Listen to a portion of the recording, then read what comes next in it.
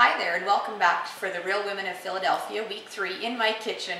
I'm Kathy Gibbs and I'd like to share with you today my inspiration for my Philadelphia cloud meatballs. They are giant meatballs, like man-sized meatballs. I tell you, you're not going to be able to eat more than one. Well, maybe the guys can, but us women won't be able to handle more than one. But my inspiration, where does it come from? I don't know. If you ask my family, they're going to tell you they have no idea. These things just pop into my head and all of a sudden there I am in my kitchen creating a new recipe. Okay, I'm going to start by explaining to you how I made the filling for the meatballs I'm going to make tonight.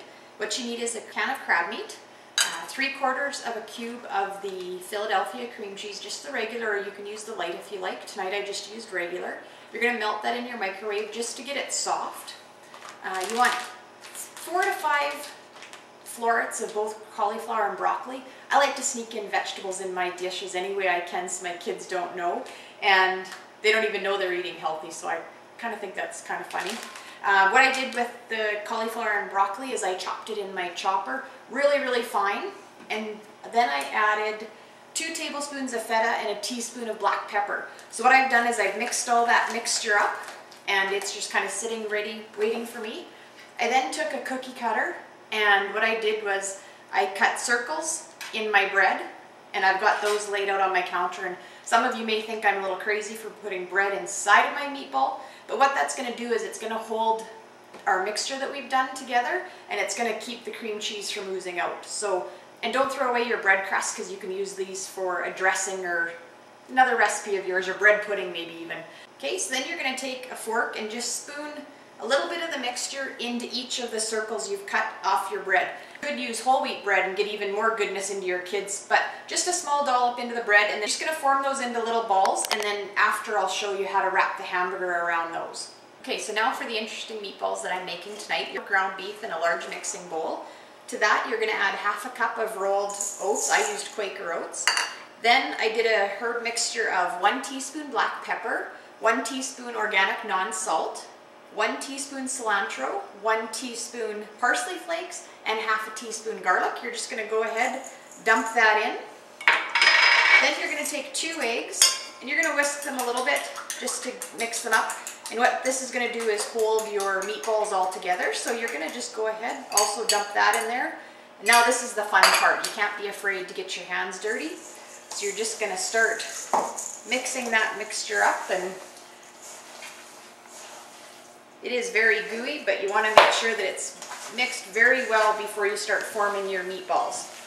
And you want to make sure that you take your hamburger out of the fridge while you're cutting up the bread pieces and making your crab stuffed mixture with the Philly cream cheese, because then that way the meat isn't quite so cold, and because otherwise I end up having to get somebody else to mix the meat for me because it's just far too cold on my fingers.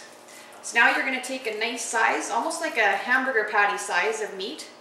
You're going to spread that out. You're going to now take your bread and you're just going to form your meatball over that bread mixture. Now they're going to be quite large meatballs, but that's why I consider this one an entree, is because they are quite large and they're a stuffed meatball.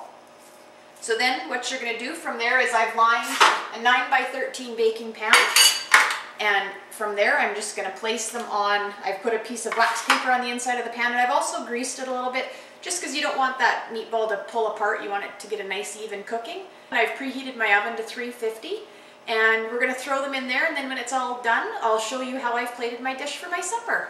Yeah, I just wanted to show you my dish before I throw it in the oven. It's going to take about 30 to 35 minutes to cook our giant meatballs. Now as you can see, I've made 9 of these giant meatballs tonight.